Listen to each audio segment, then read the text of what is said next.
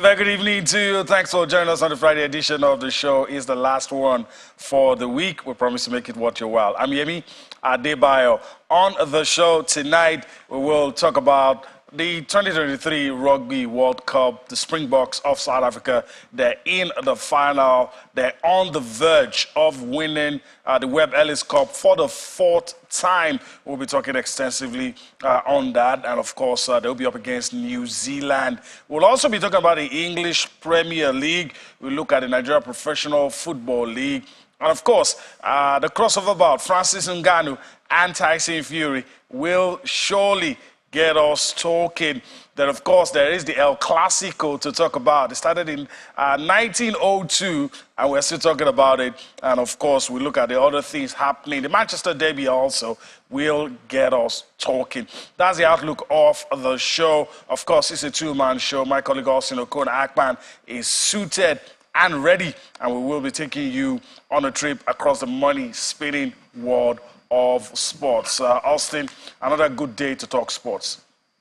Let me also add to it, Yemi. It's an action-packed world of sports. Yes, thank God it's Friday, and whoo, what a weekend of sporting action we've got in our hands. And sometimes this ever-spinning money making world of sports, Yemi.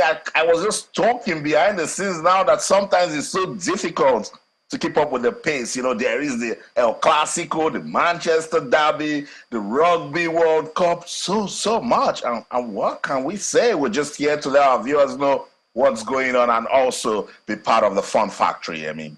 Yes, all right, so that's it. Let's start off the show talking about what a lot of people have said would probably be a one-sided bout. I'm not sure it's going to be Francis Ngannou and Tyson Fury. You've told me your thoughts about this, but something in me is still saying there might be a surprise.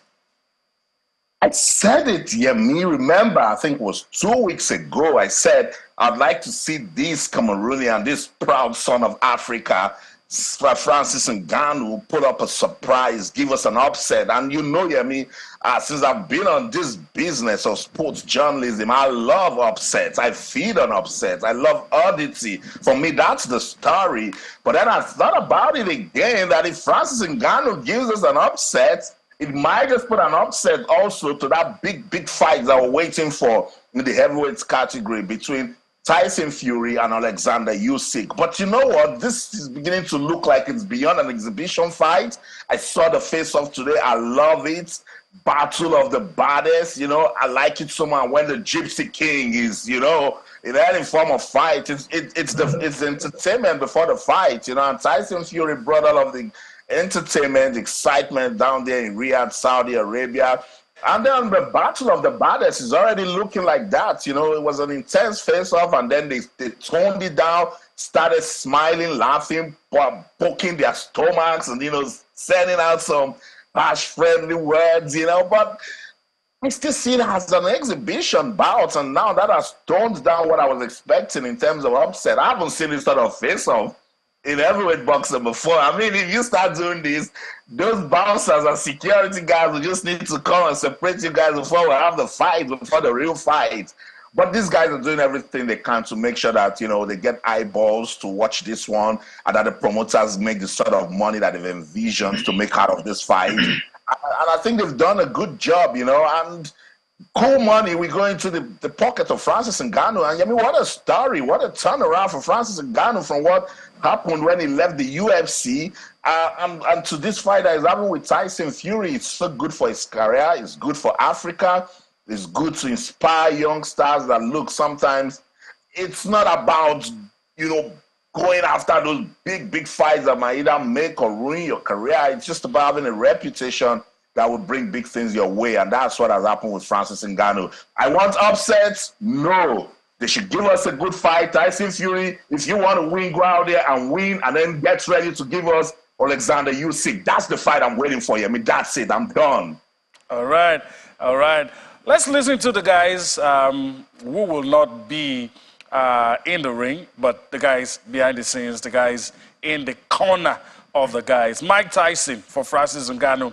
Then, of course, the father of the Gypsy King, John Fury, of course, in the corner of his son. Let's listen to those guys, and of course, we'll come back to introduce our guest in the Lagos studio. Hey, brother, I'm just looking forward for this fight to start. And when this came to me, I said, there's no way this is going to happen. And then I watched him spar. And listen, Spence was there too. He hit this guy, I don't know what sparring, but some white guy. He hit him, but not only did he hit him, he broke his leg when he went down. And I said, man, there's a possibility something good could happen here.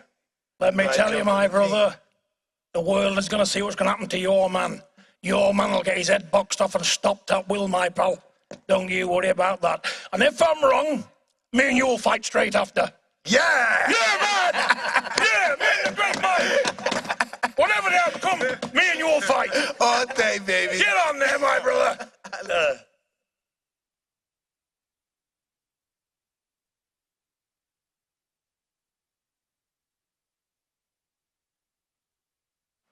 Well, I guess I can make that kind of noise if I'm handing what those guys will be handing.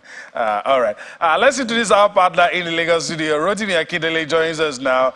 I don't remember the last time I was with this man on set, but greetings to you, Rotimi. Feels good to have you join us on the show tonight. Hello, Yemi. Good evening. Glad to be here. Hi, Austin. Good to see you again.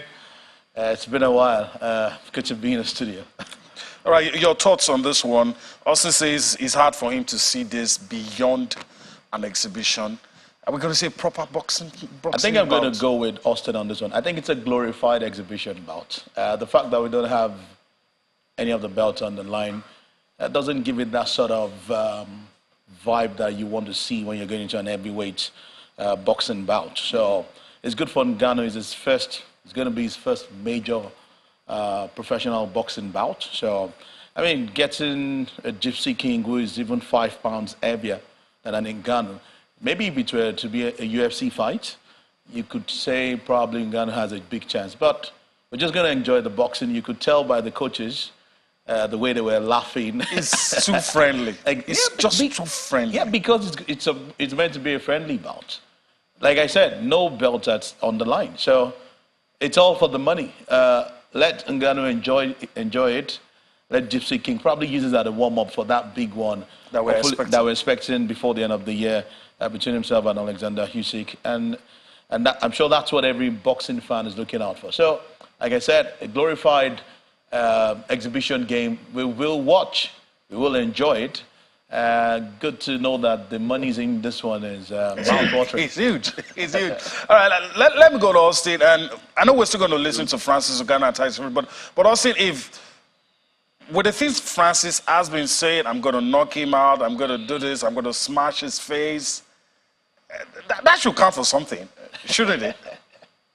Yeah, I mean, trash talks count for nothing in boxing, because it's not of that to promote the fight. And, Francis Ngannou, I think they even told him to tone it down, because those of us that follow the UFC, when these guys want to do their trash talks, you know how it is, and I'm sure he's just trying to match up the energy of Tyson Fury. And you heard Tyson Fury telling Mike Tyson, I'm going to make light work of your guy, and then I'll come after you. It's all of the talks before the main action. They need to give you and I something to talk about. Yes, Francis Ngannou has got the power. With heavyweight boxing, it's just one good punch. Just one punch on the right, sports, probably the temple. Go ask Anthony Joshua what happened when Andy Ruiz dropped one right there. I mean, you saw the memes. It took a plane straight back to England, So just one punch and we'll start asking questions. So, yes, if Francis Ngannou is saying he has what it takes to smash Tyson Fury, I don't doubt him. He's a professional, martial arts, fighter, and now he's into boxing. So he has the quality. He knows what he's talking about. But with the Gypsy King and everything that I've seen him done with boxing, he has been put down on the canvas by the guy with arguably the most dangerous punch, Deontay Wilder, and he took it lightly and got up. You know, the Tyson Fury has got nothing to show us again here. I mean, that's why we just want him to go fight Alexander Usyk, and let's just know who is the undisputed heavyweight champion of the world. You know what? Let's listen to Tyson Fury and Francis Ngannou. They've been doing all of their talks. We're waiting for tomorrow for the fights. He's a big, strong guy. Obviously, he's got a good punch, powerful. So am I. I'm a big, strong guy, obviously powerful, or else I won't be world heavyweight champion. But I believe there's levels to the game, and he's going to find out my level on Saturday night. I'm going to knock that big, stiff spark out. Go on, my son. And there's nothing he can do about it. Go on, my son. No matter who he trains with, no matter what he brings on the night, I'm knocking you spark out on Saturday night. Game over. Out cold. I reverse No the table problem. to you. Out cold. I think you said Out cold. Stand up, friend. Out reverse the cold. table to you. You get knocked spark Yes. out. I get you on Without the a 6 doubt. round. Stand up. That right I hand get you on is the going to 6 round. detonate right in your face, you big ugly daughter. I'm very excited. Manifestation. I'm living a dream. You know, he has always been my dream, and never easy, but we get it here, and I want to thank everybody here. It might be a little weird, but I really also want to thank Tyson Fury for taking the fight, for taking the risk, because there's a lot of risk here for him too. He might go to sleep on Saturday night. So I appreciate his courage, and I thank him a lot for the opportunity as well. First and foremost, I just want to say thank you. I'm so happy to be here to put on the show. And secondly, I've got big Francis Ngannou to fight. He's a big man. He's a big man. And I see he's took a bit of advice from me with the clothes he's wearing. He's looking a bit snazzy. They say the finest form of flattery is imitation. And he's got his suit on with no shirt on, and I started that. So he's imitating. And there's one thing I will say is many will imitate, but not one will ever replicate. Because there's only one Gypsy King. Yes! True words, never spoken. Many will imitate, but no one will replicate. There's just one Gypsy King. I mean, these days, my friends in the industry, when I talk about Tyson Fury, they tend to forget that I'm Nigerian. They start saying, oh, is it because I'm in the UK? This guy has nothing to prove again. I like the fact that Francis Ngannou is giving him something to prepare before that big fight. But you know boxing, I mean, he might just throw a wrong punch, and then they will tell us he injured his shoulder. They will tell us something is wrong with his wrist, and now we put that fight with Alexander Usyk in some sort of jeopardy, and that's what I don't want. They should just go out there, give us a good fight, and we'll just talk about whoever wins it. That's it for me. All right. Of course, we're moving on from that. We're going to have a robust conversation around the Rugby World Cup. But before we go into that, let me get a quick one from Rotimi. The Springboks, superpower in rugby. Proud to associate myself with them as our African brothers. Now against another superpower, the All Blacks. What are you expecting in the final? A feisty one, no doubt. There's a lot of story around Springboks and the All Blacks. Started as far back as I can remember, even up until when South Africans won it back in 1995. I think there was another major play when they played for the bronze medal game in 1999, and then it was still the South Africans who nicked it. So I think it's going to be an interesting one. The All Blacks definitely one of the biggest in rugby history, as it were. But then for the South Africans, they've also proven to be that go-to nation when it comes to playing rugby, especially at the level of the Springboks. So being a defending champions, no mean feat. At this time, if you look at the passage into the final, you probably feel the New Zealanders were a lot more clinical than the Springboks. But they've had about, 5-6 days of rest going into the final. This is no Argentina for the All Blacks, and this is not England for the Springboks. It's a totally different ball game. Just some weeks ago, before the start of the World Cup, they were both involved in a friendly. In an exhibition game, and South Africa came out tops. So all of that playing into their heads, talking about the All Blacks, they will feel this is no longer a friendly. It's a World Cup final, and we have to win. All right. South Africa as well, Siya Kolisi, the captain, is thinking I also want to be in the record books as the captain to win back-to-back World Cups, just like the captain of the New Zealand. On the other side, yeah. It's going to be an interesting one. I'm looking forward to it. And if you ask me to call it, I'm not going to call it. All right.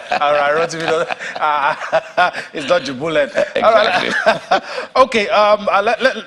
Like I said, we're going to have a robust conversation. Of course, joining us now is Marvin Voom, our channel's TV South African correspondent. We're bringing him in. Marvin, greetings to you. Thanks for joining us on the show tonight. A quick one from me for you to my colleague Austin. What's the mood like? The South Africans on the verge of winning the Webb Ellis Cup for the 4th time, on the verge of winning back-to-back, which has been done by the opponents they're going to face on Saturday. So what's the mood like in South Africa? I'll tell you what, Yemi, thank you so much for having me on the show. Let me start there. The mood in South Africa right now is electrifying. Every Friday for as long as the World Cup has started, has been a Springbok Friday where people walk around, everybody goes to work, to school in their green and gold colors. So it's just been electrifying. And now that the Springboks have made it as far as the World Cup, wow. You can only imagine how much of an extra level that goes to from just the ordinary Springbok Friday where everybody is rocking up to work, to school. You find taxi drivers driving people in corners selling stuff, wearing their Springbok colors. It's just amazing, to tell you. Amazing. Marvin Vombe, good to have you with us on the show. And what a story it is for South Africa. And I was speaking to a South African friend, and he said to me that this is also emotional for South Africa. You guys are defending champions, but at each time you get to make the world talk about you with rugby, that legend, Nelson Mandela, comes to mind. How much more of his messages have you guys been hearing in South Africa, knowing the magic that he did in 1995? Well, look, we've seen a lot of the 1995 spirit at play right now in South Africa, and that's the spirit of unifying people. We've seen different races come together, people of different walks of life coming together at this time just for the sake of the Springboks. Like tomorrow, I'll tell you what, people have just been hosting these games in their houses. People put up screens on the streets and then just allow everybody to come in and watch the game. So it's just been really unifying here in South Africa. And like you said, there's no better person to liken it to than to Nelson Mandela, because he is the father of South Africa. It's just an amazing time to be in South Africa right now and to be behind the Springboks.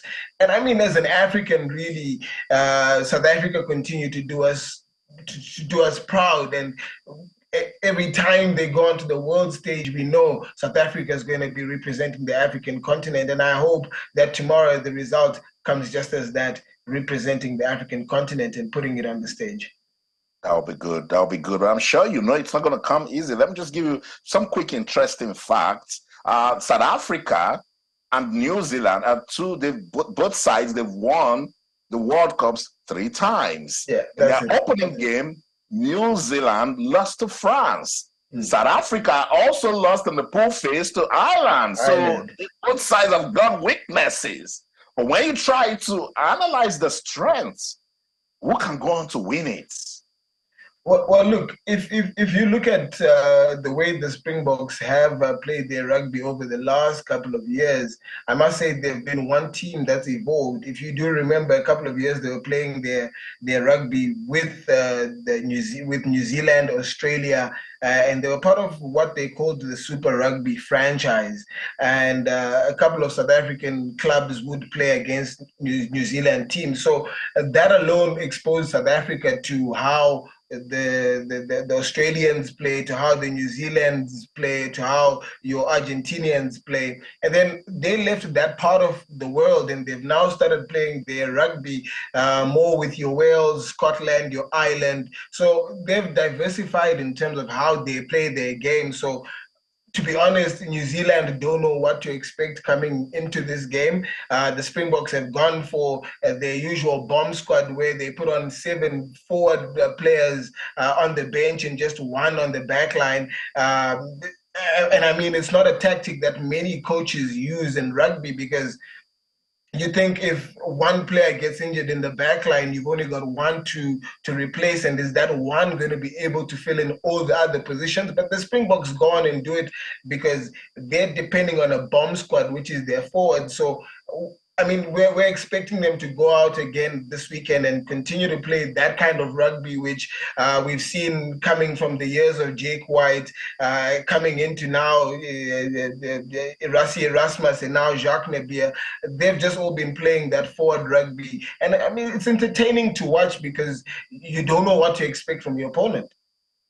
That's right. You know what? Stay right there. Let's go on a quick break. When we come back, we'll listen to some South African supporters. They're optimistic that the Springboks can do it. I'm sure you know where Vumbi is already standing from his analysis. I'll say more. Let's go on this quick break. When we come back, more Rugby World Cup.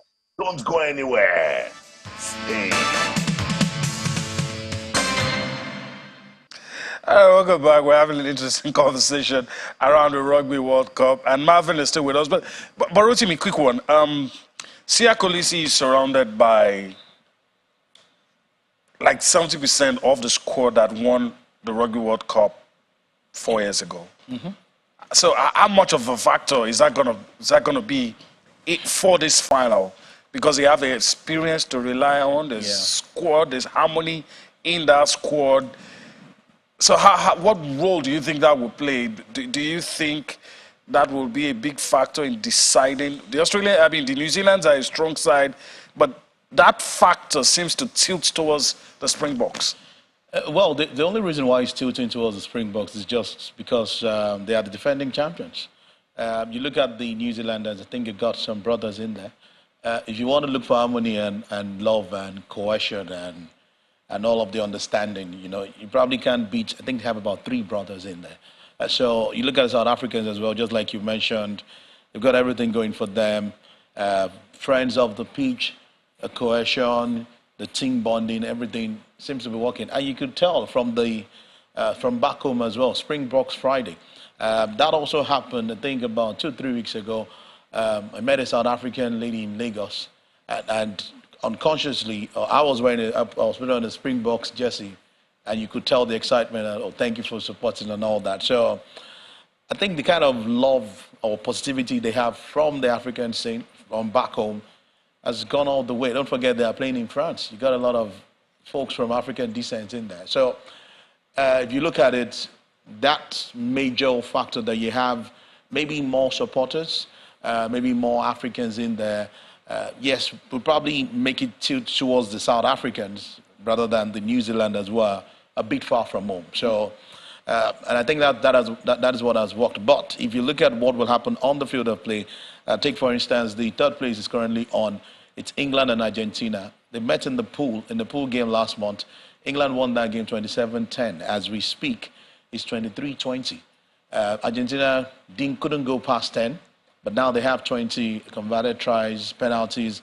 So it's a different ball game when you have something to play for. Mm-hmm. You leave all the cohesion, you probably leave all the stories behind the scene and just want to, let's get this done. To answer your question, it's tilting towards the South Africans, but you can't rule out the fact that even the All Blacks are not united going into this one. So it's going to be a tough one. All right, it's going to be a tough one. Let's quickly listen to the coaches, Ian Foster for the All Blacks, and of course the backline coach, Van Dile Stick for the Springboks.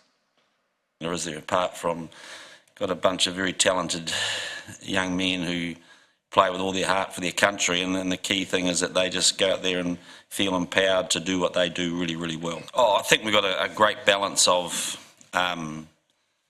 people that have been there and people that haven't been there, and when you ask the group to put their hand up if this is their first World Cup final or first World Cup full stop, more than half the team put their hand up, and that includes some of the management. And so we've got a great mixture. So you know, the ability to have people that have been there to pass on some learnings has been special. But the real message is that the experienced players have passed on, like Sammy and Dane Coles, those sort of people, it's not spoken, it's just done. Can never underestimate them. They are a very, very special team. There's one thing for them that I know for sure.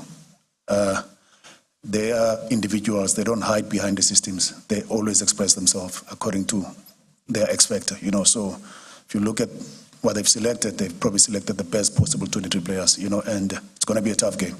It's going to be a tough game, and whoever is going to win tomorrow will probably have to be in the game for proper 85 minutes, you know, because it's going to be a tough one, and hopefully the conditions will allow for good rugby. All right. Hopefully the conditions will allow for good rugby. All right.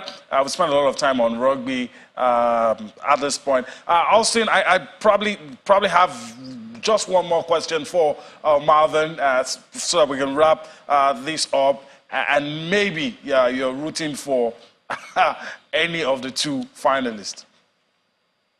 You know, for me, this job just teaches us to stay neutral. Sometimes it's so difficult, you know, particularly when Africa is in the mix. You know, I was so proud of what the Springboks they've done. That's why I'll forgive Marvin if he's going up and about South Africa tonight, you know. But let me take it back to Marvin. Two players stand out, key players. For New Zealand, it's Will Jordan. For South Africa is Cheslin Kolbe. What do you think will make a difference in the final game? Well, they call him Cheslin Kolbe. Why the Vrpa? It sounds like that GTI engine. The way the man changes his gears, the way the man steps when he's on the field, he's just a machine. I'll tell you what, I've already said it. It's Cheslin Kolbe for me, who's going to be the difference for the Springboks. We've seen him do it in the past. I mean, he's just a machine. His size is the least of the problems when he gets on the field. You say the thing, he will go. That's it. I had to bring it closer to home so that you understand it. So I mean, yeah, Cheslin Kolbe for me, he's South Africa's key player getting into this one. I love what sports does to supporters. Thank you so much, Alvin Vumbe, for your time. All the best to the Springboks. Tell them we love them for everything they're doing, putting Africa on the map, defending champions, and they might just be the first team to win it for a record first time. Thank you so much, Marvin, for your time. Thank you so much, Yemi and Austin, for having me on the show. Always a pleasure. Always a delight to have you on the show. Rotimi, will it be South Africa or New Zealand to win it first for a record first time?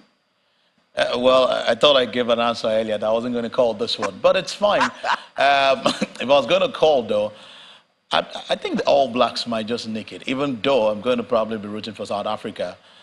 I would love to see South Africans win it, but if you want me to call it, I think there's something that might just push it to down under. Fingers crossed, really. All right. A lot of African fans wouldn't like that. I'd rather it goes to Johannesburg than down under. Agreed, yeah. All right. Okay, let's move on the show and talk about, you know, the Nigeria Professional Football League. Sometimes, you know, our tongue gets twisted, the new name and all that, but let's just stick with Nigeria Professional Football League from here. And so let's quickly give to you the fixtures. Rotimi will talk us through what we have on screen, but let me read it out first. Bendel Insurance up against Aqua United. Enugu Rangers will be up against Kano Pillars easily based on pedigree.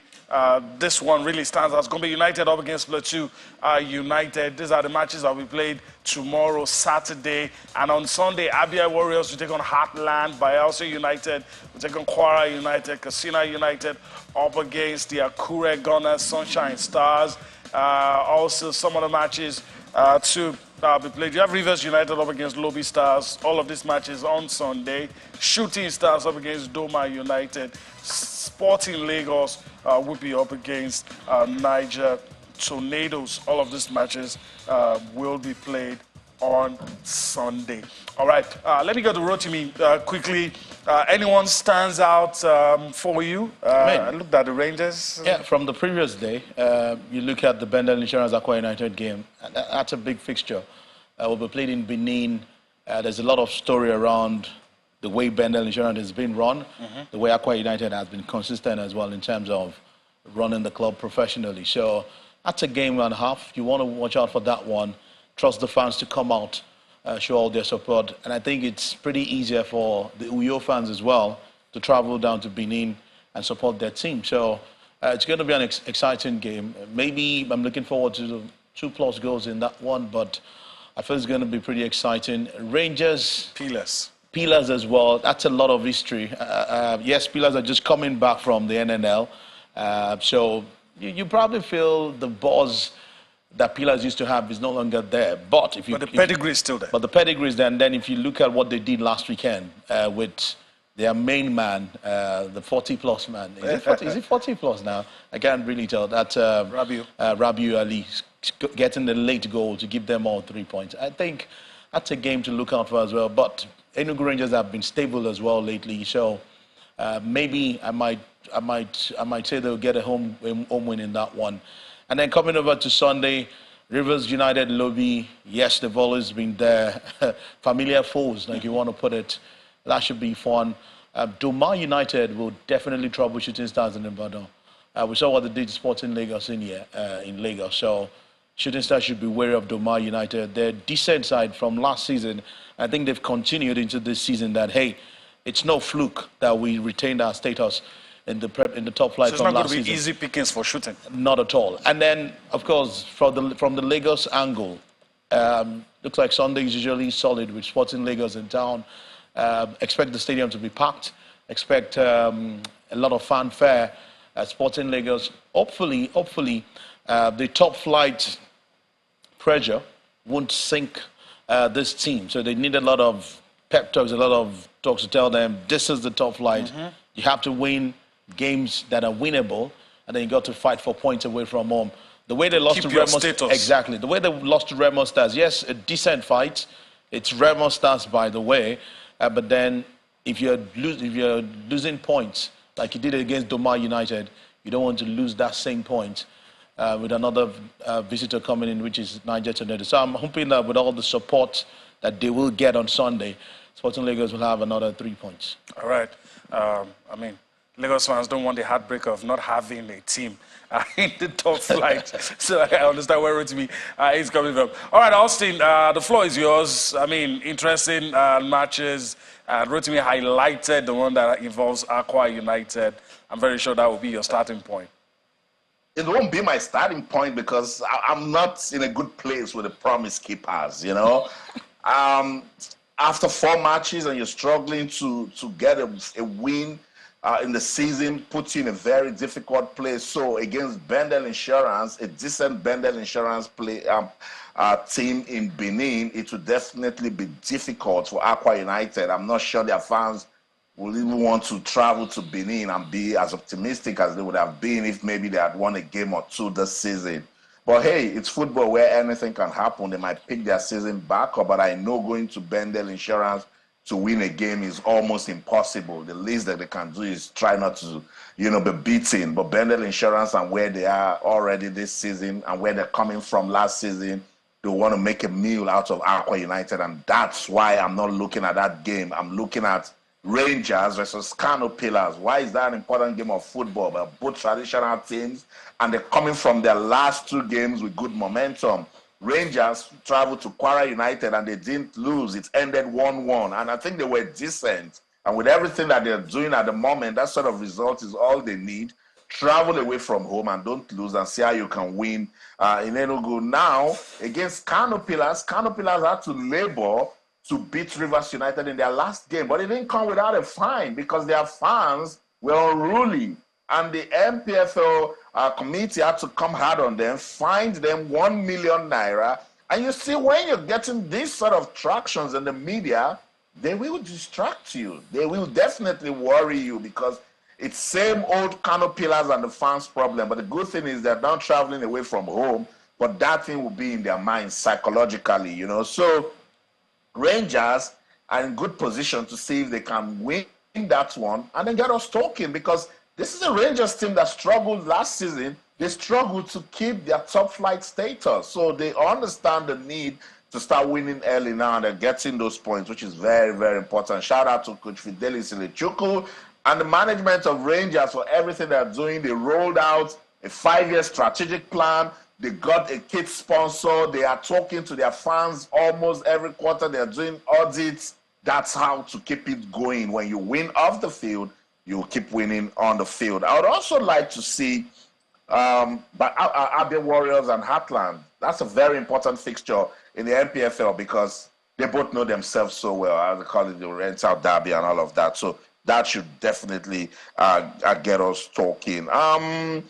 Rivers United Lobby Stars should be a decent fixture also. And Rivers United needs to get back to winning ways and improve some points. Well, look, it's the Nigeria Premier Football League where I always boast that if there's any league that can be termed competitive, then this is the league. And I'm sure we're going to see competitive football over the weekend, Yemi.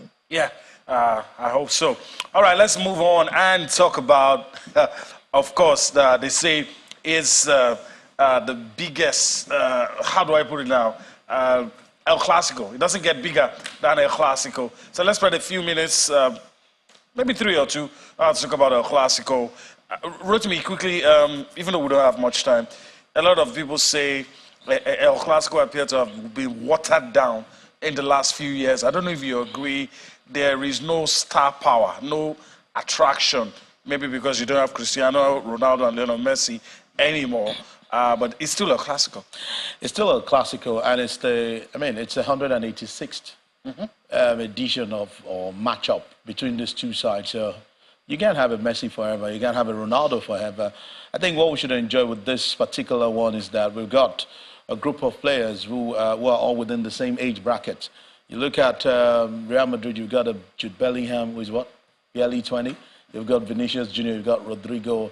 You look at the Barcelona side as well, apart from Lopez, you've got some very young players. Very young players coming in. So it's a balanced El Clasico as far as I'm concerned. Go out there and have fun. Play I mean, more like play, just enjoy the game. You don't have to be, there's no rivalry, apart from what the fans will do to each other. In terms of the player powers going head-to-head, there's really no rivalry in here. So I think they just want to enjoy themselves. For most of the players, it will be their first El Clasico anyway. For some of them, they've been in there by the virtue of playing with the bigger boys we've mentioned and then starting off early. So I think we're going to enjoy it. Yes, the timing again, maybe the timing probably watered it down. I didn't think we were going to get a 3:15 fixture kickoff time, but we've seen it before. It could be for due to TV rights or something. But whatever happens, it's the El Clasico. This time around, it's not a friendly. It's a competitive one. 3 points is at stake. Yeah. And we should enjoy it, really. And I'm looking forward to it. All right, we should enjoy it. And we're all looking forward to it. In my history of El Clasico, also in all the games I've watched, it's only one that turned out to be drab. And Jose Mourinho was involved in that one. But every other game, very competitive, very interesting. Are there any chances of seeing a drab El Clasico tomorrow?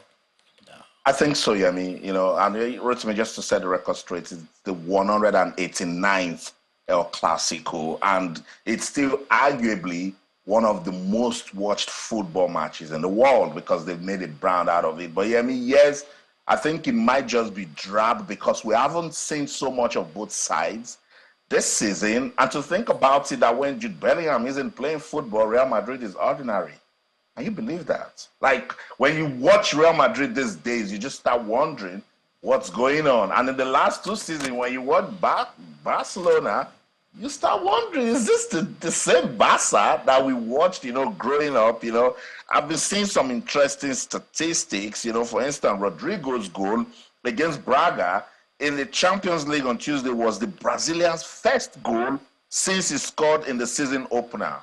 So when you have this sort of statistics coming from players that play for Real Madrid and even Barcelona looking so ordinary, you wonder what's going to make of the El Clasico. But That's what rivalry is all about. They come out now and then they will light up the whole place and they will start talking about the teams again. And that's the El-Clasico for you. So years going by, the individual form of the players and the teams not really playing the sort of team football that we know them for. That's the angle that is making me think we're going to have a drab game. Unless they choose to just say, look, guys, this is the El-Clasico. Let's give the world something to talk about. But Atletico Madrid will differ because lately Diego Simeone has been in the media saying, why glorify the El-Clasico when Atletico Madrid versus Barca is a bigger match and Atletico Madrid versus Madrid is a bigger game than the El-Clasico? I don't know if you agree with Simeone. I don't think I do, especially with the brand of football his club plays. I don't think I do. But of course, they are big in their own rights, but I don't think they come close to those. For those two, is a rivalry. For putting Atletico in the mix, I don't know. It's just singing his own praise. All right, let's talk about the English Premier League. Of course, the high point is the Manchester Derby, but let's quickly take a look at this. We'll use a few minutes we have to talk about the Manchester Derby, but Chelsea and Brentford will be up against each other. Arsenal will be up against Sheffield United. Bournemouth will be up against Burnley. Wolverhampton Wanderers will try on Newcastle for size. These are the matches that will be played tomorrow. Let's flip and talk about Sunday.